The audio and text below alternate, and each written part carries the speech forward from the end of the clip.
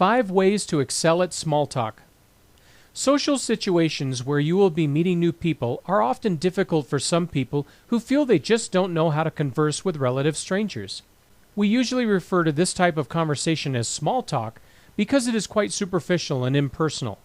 The fact that this type of conversation is so generic is exactly what makes it difficult for most people.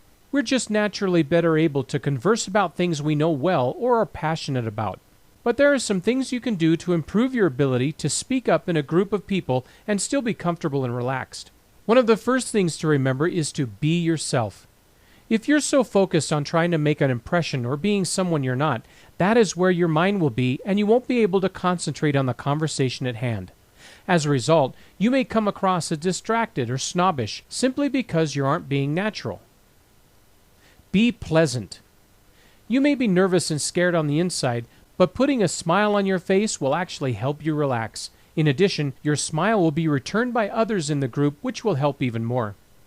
Don't get bogged down in false assumptions. You may enter a room where a group of people are chatting and assume that they all know each other. This may or may not be true, but if you think it is, you will be hesitant to approach the group and become part of the conversation. It's better to assume that everyone is in the same boat, and you'll be far more relaxed. Be a listener. If you first get a handle on what the conversation is about, you can wait for a natural break in the conversation to introduce yourself, add a few words, or ask a question pertinent to the discussion. This way you won't appear too forward or pushy. Try to find similarities to your own situation and that of others in the group and start a conversation based on those things you have in common. For example, you may work in totally different environments, but your children may attend the same school.